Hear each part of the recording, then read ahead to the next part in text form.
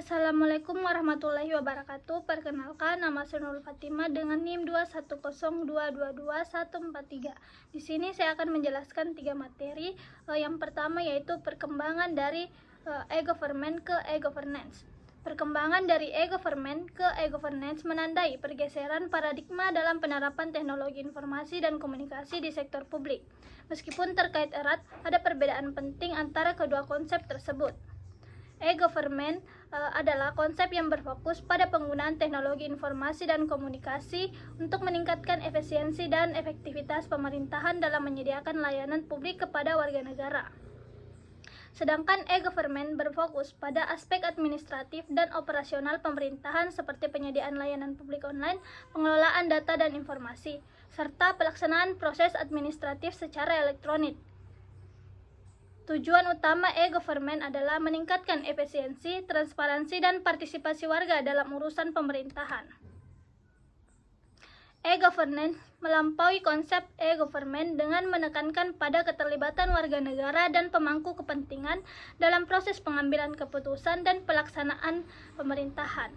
E-governance berfokus pada penguatan partisipasi publik, transparansi, akuntabilitas, dan kolaborasi antara pemerintah, masyarakat sipil, dan sektor swasta dalam mengelola urusan publik. Tujuan utama e-governance adalah membangun tata pemerintahan yang lebih responsif, inklusif, dan demokratis dengan memanfaatkan TIK sebagai alat untuk memfasilitasi partisipasi publik yang lebih luas dan kolaborasi yang lebih erat. Pendekatan e-governance lebih berfokus pada modernisasi administrasi pemerintahan dan pemberian layanan publik secara elektronik. Tujuannya adalah meningkatkan efisiensi dan efektivitas pemerintahan melalui penggunaan teknologi informasi. Sedangkan pendekatan e-governance melampaui aspek administratif dan operasional pemerintahan. Pendekatan ini menekankan pentingnya keterlibatan aktif warga negara dalam pengambilan keputusan dan pelaksanaan pemerintahan, serta kolaborasi antara pemerintah, masyarakat sipil, dan sektor swasta. E-government cenderung berorientasi pada pemerintah sebagai penyedia layanan publik. Pemerintah menjadi pusat dalam penyediaan layanan dan pengelolaan proses administratif yang efisien. Sedangkan e-governance lebih berorientasi pada pemberdayaan masyarakat sipil dan keterlibatan publik dalam proses pengambil keputusan, menggandeng pemangku kepentingan eksternal, dan memfasilitasi partisipasi warga negara adalah bagian integral dari pendekatan ini. Perkembangan dari e-government ke e-governance mencerminkan pergeseran paradigma dari pemerintahan yang berorientasi pada layanan menjadi pemerintahan yang berorientasi pada pemberdayaan masyarakat. Adapun beberapa ciri dan perubahan yang terjadi dalam peralihan dari e-government ke e-governance. Yang pertama yaitu partisipasi publik yang lebih aktif, di mana e-governance mendorong partisipasi publik yang lebih aktif dalam proses pengambilan keputusan publik melalui platform partisipatif seperti forum diskusi online, jajak pendapat elektronik, atau kolaborasi daring. Warga negara dapat berkontribusi dalam perumusan kebijakan, memberikan umpan balik, dan mengajukan masukan mereka. Ini memungkinkan adanya kerjasama antara pemerintah dan masyarakat sipil dalam mengatasi masalah publik dan merencanakan masa depan yang lebih baik. Yang kedua yaitu meningkatkan transparansi dan akuntabilitas yang lebih besar dalam pelaksanaan pemerintahan. Dengan menggunakan teknologi digital, pemerintah dapat mempublikasikan informasi terkait kebijakan, anggaran, dan kinerja mereka secara terbuka. Hal ini memungkinkan warga negara untuk mengawasi dan mengevaluasi tindakan pemerintah serta memastikan akuntabilitas mereka. Transparansi yang lebih besar juga membantu memerangi korupsi dan meningkatkan kepercayaan publik terhadap pemerintah. Yang ketiga yaitu e-governance mendorong kolaborasi yang lebih erat antara pemerintah, masyarakat sipil, dan sektor swasta. Kolaborasi ini melibatkan partisipasi aktif dari berbagai pihak dalam merancang dan melaksanakan kebijakan publik. serta berbagai sumber daya kuat antara berbagai sektor. E-governance menciptakan kesempatan untuk mencapai solusi yang lebih inovatif, berkelanjutan, dan berdampak positif bagi masyarakat dan pengetahuan melalui kemitraan. Dan yang keempat yaitu e-governance berfokus pada peningkatan pelayanan publik yang responsif terhadap kebutuhan dan harapan masyarakat. Dengan menggunakan teknologi digital, pemerintah dapat menyediakan layanan yang lebih mudah diakses, lebih cepat, dan lebih personal. Misalkan warga negara dapat mengakses layanan publik secara online, mengajukan permohonan secara elektronik, atau mengakses informasi pemerintah dengan lebih cepat dan mudah. Peningkatan pelayanan publik yang responsif ini membantu meningkatkan kepuasan warga negara dan efisiensi administrasi pemerintahan. Perkembangan dari e-government ke e-governance menunjukkan adanya pergeseran yang signifikan dalam pendekatan pemerintahan. Dalam e-governance, teknologi informasi dan komunikasi digunakan sebagai alat untuk memfasilitasi partisipasi publik yang lebih luas, kolaborasi antar pihak, transparansi, dan akuntabilitas dalam pengambilan keputusan dan pelaksanaan pemerintahan. Selanjutnya, materi kedua yaitu dampak digital government terhadap kinerja organisasi yang lebih efektif dan efisien. Automatisasi proses administratif dan operasional untuk meningkatkan efisiensi kerja. Dengan menerapkan teknologi digital, organisasi dapat mengotomatisasi tugas-tugas administratif dan operasional yang sebelumnya dilakukan secara manual. Misalnya, penggunaan sistem manajemen dokumen elektronik, alat kolaborasi online, atau alat manajemen proyek memungkinkan organisasi untuk mengurangi waktu dan upaya yang diperlukan dalam menyelesaikan tugas-tugas tersebut. Otomatisasi ini membantu meningkatkan efisiensi kerja, mengurangi kesalahan manusia, dan membebaskan waktu dan sumber daya untuk fokus pada tugas yang lebih bernilai tambah. Yang kedua yaitu pengurangan biaya operasional melalui penggunaan teknologi digital. Dalam banyak kasus, penggunaan teknologi digital dapat mengurangi biaya operasional organisasi. Misalnya, dengan menggantikan proses manual dengan proses digital, organisasi dapat menghemat biaya cetak, pengiriman, dan penyimpanan dokumen. Selain itu, penggunaan alat-alat digital seperti video konferensi atau aplikasi komunikasi online dapat mengurangi biaya perjalanan dan pertemuan tatap muka. Dengan mengurangi biaya operasional, organisasi dapat mengalokasikan sumber daya mereka secara lebih efisien dan meningkatkan kinerja finansial mereka. Yang ketiga, meningkatkan aksesibilitas informasi bagi anggota organisasi. Digital government memungkinkan organisasi untuk menyimpan dan mengelola informasi secara digital dan memfasilitasi akses yang mudah bagi anggota organisasi. Melalui platform digital seperti portal internal, intranet, atau sistem manajemen pengetahuan, anggota organisasi dapat dengan mudah mencari dan mengakses informasi yang mereka butuhkan.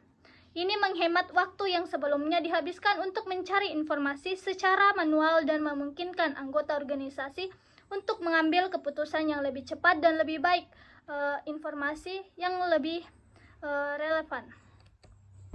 Yang keempat yaitu kolaborasi dan koordinasi yang lebih baik antar tim dan departemen. Dengan adopsi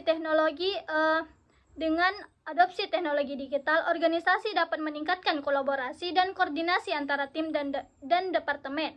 Alat kolaborasi online seperti platform proyek atau alat komunikasi tim memungkinkan anggota tim untuk berbagi informasi, berkoordinasi, dan bekerja bersama-sama secara efisien terlepas dari lokasi fisik mereka. Hal ini mempercepat alur kerja, mengurangi kesalahan komunikasi, dan memungkinkan tim bekerja secara sinergis untuk mencapai tujuan bersama. Yang kelima yaitu pengumpulan data yang lebih baik untuk pengambilan keputusan yang lebih akurat. Digital government memungkinkan organisasi untuk mengumpulkan data secara elektronik dari berbagai sumber. Data ini bisa mencangkup data operasional, data pelanggan, data keuangan, atau data kinerja. Yang keenam yaitu analisis data yang lebih canggih untuk mengidentifikasi tren dan pola yang relevan. Digital government memungkinkan organisasi untuk menerapkan alat analisis data yang canggih untuk menggali wawasan yang berharga dari data yang dikumpulkan dengan menggunakan teknik seperti analisis statistik, analisis prediktif, atau kecerdasan buatan. Organisasi dapat mengidentifikasi tren, pola, atau hubungan yang relevan dalam data mereka. Yang ketujuh yaitu peningkatan transparansi dalam pengelolaan organisasi. Digital government memungkinkan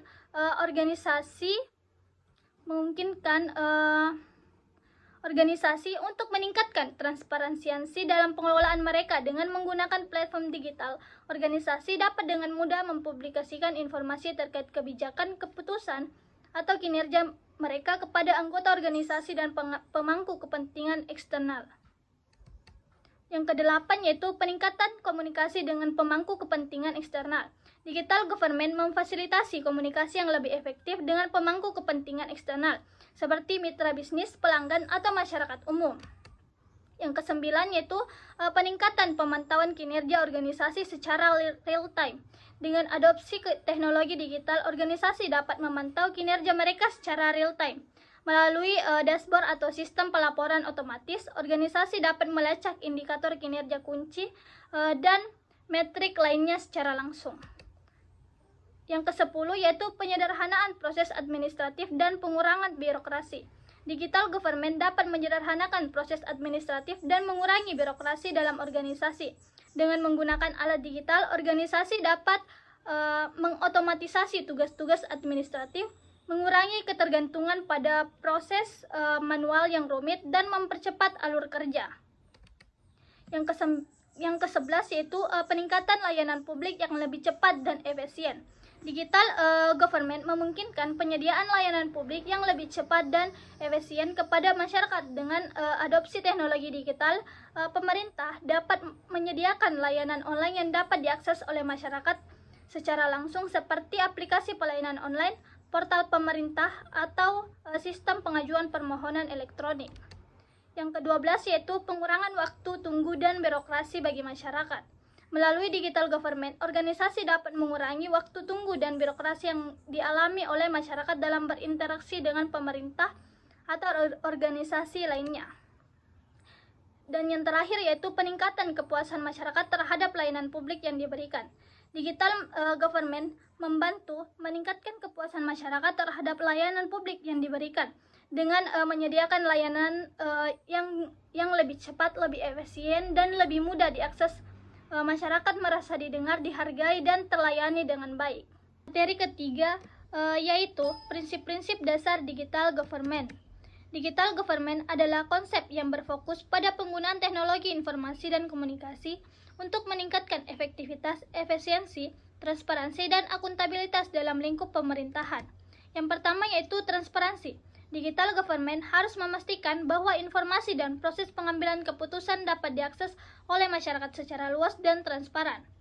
Hal ini memungkinkan masyarakat untuk memantau dan mengawasi proses pengambilan keputusan serta mengakses informasi yang relevan untuk mereka.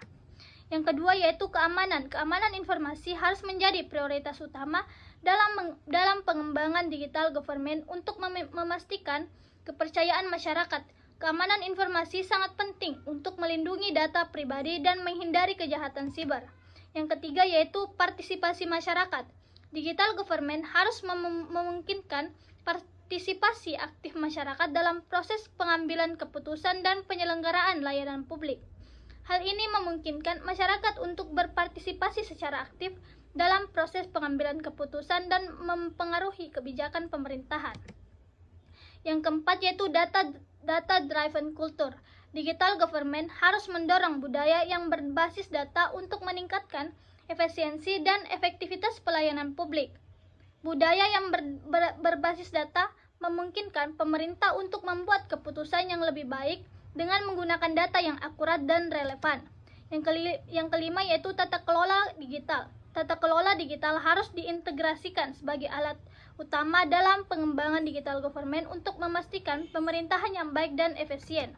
Yang keenam yaitu manfaat untuk lingkungan. Digital government harus memastikan bahwa pengembangannya memberikan manfaat yang signifikan bagi lingkungan dan masyarakat. Yang ketujuh yaitu persetujuan publik. Digital government harus memastikan bahwa proses pengembangan mendapat persetujuan dari masyarakat dan memperhatikan kepentingan mereka. Yang kedelapan, aksesibilitas. Digital government harus memastikan bahwa pelayanan publik dapat diakses oleh masyarakat secara luas dan mudah. Yang kesembilan, kontinuitas. Digital government harus memastikan bahwa pelayanan publik dapat diakses secara terus-menerus dan tidak terputus. Dan yang kesepuluh, teknikalitas. Digital government harus memastikan bahwa teknologi yang digunakan dalam pengembangan memenuhi standar yang tinggi dan efektif. Yang ke-11 yaitu akuntabilitas. Digital government harus memastikan bahwa proses pengembangannya dapat diawasi dan diukur secara transparan dan akuntabel. Dan yang terakhir yaitu digital government harus memastikan bahwa pengembangannya berbasis teknologi informasi dan komunikasi yang efektif dan efisien. E-government sangat penting untuk memastikan bahwa pengembangan digital government berbasis teknologi informasi dan komunikasi yang efektif dan efisien. Pertanyaan dari Asni mengenai apa saja tantangan yang dihadapi dalam mengimplementasikan e-governance di Indonesia. Yang pertama yaitu kesenjangan digital. Yang kedua, isu keamanan dan privasi data. Yang ketiga yaitu tingkat literasi digital dan kemampuan teknis yang belum merata di kalangan pegawai. Yang keempat yaitu koordinasi dan integrasi yang belum optimal antara pemerintah pusat, daerah, dan sektor swasta. Yang kelima yaitu keterbatasan anggaran dan sumber daya yang dialokasikan untuk investasi teknologi dan pengembangan kapasitas sumber daya manusia. Selanjutnya pertanyaan dari Alifa Ayu Lestari mengenai bagaimana digital government dapat meningkatkan kualitas layanan publik. Digital government dapat meningkatkan kualitas layanan publik melalui beberapa cara. Yang pertama yaitu akses yang lebih mudah dan cepat. Yang ketiga, responsivitas yang lebih baik. Yang ketiga, personalisasi layanan. Yang keempat, pengurangan waktu dan biaya. Dan yang terakhir yaitu transparansi dan akuntabilitas. Pertanyaan dari Rafli Ramadana mengenai apa saja manfaat penerapan digital governance bagi pegawai pemerintah. Yang pertama yaitu efisiensi kerja, yang kedua peningkatan produktivitas, yang ketiga pengembangan kapasitas, yang keempat kepuasan kerja, dan yang terakhir yaitu fleksibilitas dan mobilitas. Adapun pertanyaan dari Nurhawatia yaitu apa saja contoh inisiatif e-governance yang telah diterapkan di Indonesia dalam beberapa tahun terakhir. Yang pertama yaitu peningkatan platform digital untuk partisipasi publik seperti situs web dan aplikasi yang memungkinkan warga menyampaikan masukan dan usulan kebijakan. Yang kedua yaitu penggunaan data terbuka atau open data secara lebih luas oleh pemerintah untuk meningkatkan transparansi dan akuntabilitas. Yang ketiga yaitu implementasi sistem e-musrembang yang memungkinkan warga terlibat dalam proses perencanaan dan penganggaran. Yang keempat yaitu pengembangan layanan pemerintah terintegrasi secara digital sehingga warga dapat mengakses berbagai layanan dengan lebih mudah. Dan yang terakhir yaitu peningkatan koordinasi dan kolaborasi antara pemerintah pusat, daerah, dan sektor swasta dalam inisiatif e-governance. Selanjutnya pertanyaan dari Vivin Octavia mengenai bagaimana prinsip-prinsip dasar e-government dapat diterapkan dalam praktik. Yang pertama yaitu dengan melibatkan warga dalam perancangan dan evaluasi layanan digital. Yang kedua, mempublikasikan data dan informasi pemerintah secara terbuka dan mudah diakses. Yang ketiga, menyediakan layanan digital yang mudah diakses oleh seluruh warga termasuk kelompok rentan. Dan yang terakhir yaitu menerapkan standar keamanan data dan privasi yang ketat. Sekian presentasi dari saya. Jika ada kekurangan mohon dimaafkan. Billahi fisabilil haq fastabiqul khairat. Wassalamualaikum warahmatullahi wabarakatuh.